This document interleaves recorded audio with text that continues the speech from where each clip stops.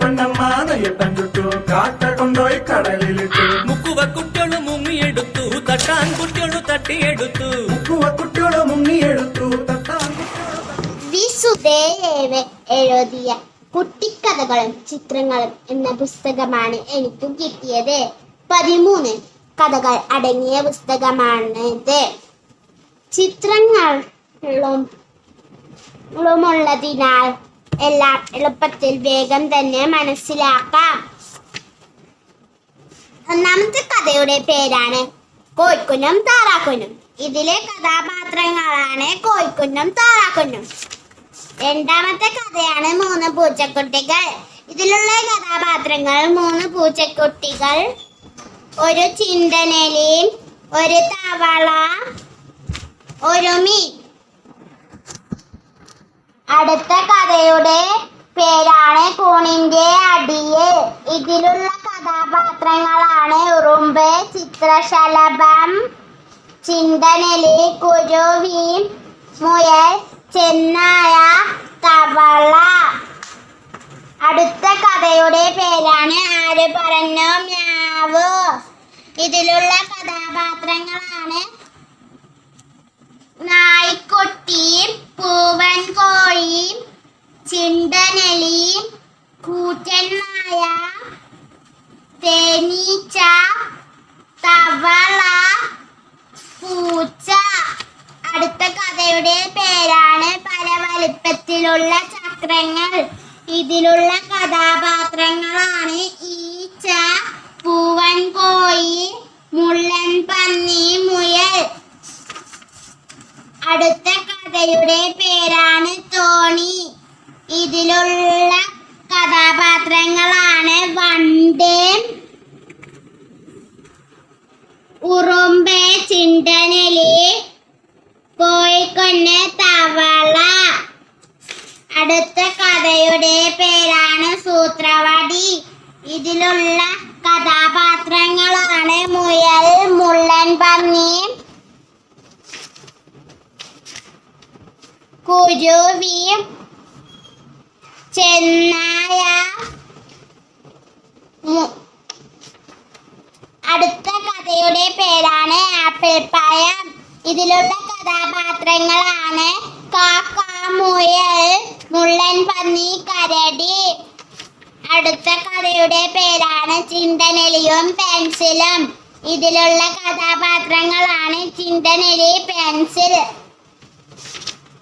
അടുത്ത കഥയുടെ പേരാണ് പൂവൻ കോഴിയും ചായങ്ങളും. ഇതിലുള്ള കഥാപാത്രങ്ങളാണ് നായ്ക്കുട്ടി, പൂവൻ കോഴി, ചായങ്ങൾ. അടുത്ത കഥയുടെ പേരാണ് ദുശീലമുള്ള പൂച്ച.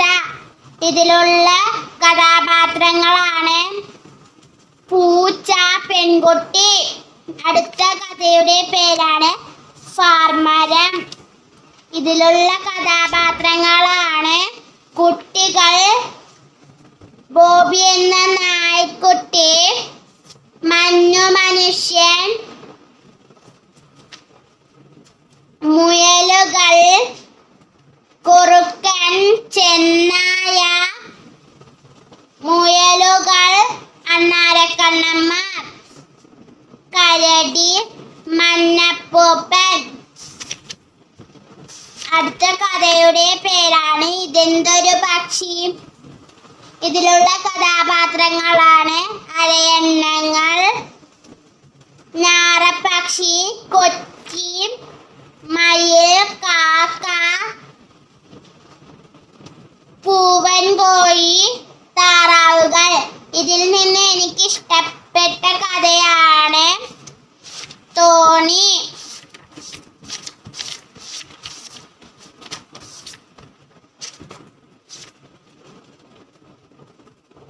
ഒരു തവളയും ഒരു കോഴിക്കുഞ്ഞും ഒരു ചിണ്ടനെലിയും ഒരു ഉറുമ്പും ഒരു വണ്ടും കൂടി നടക്കാൻ പോയി. നടന്ന് നടന്ന് അവർ ഒരു പുഴക്കരയിലെത്തി.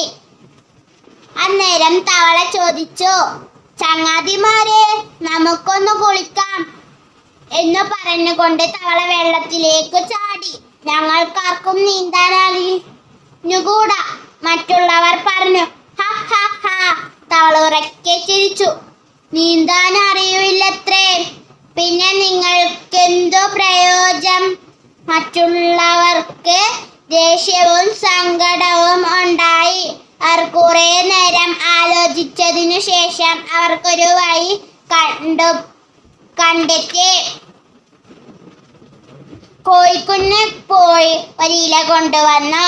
ചിണ്ടനെലി ഒരു അണ്ടിയുടെ തോടും ഉറുമ്പ് ഒരു വൈക്കോൽ കഷ്ണവും വണ്ട് വളരെ നീളത്തിലുള്ള ഒരു കഷണം നൂലും കൊണ്ടുവന്നു.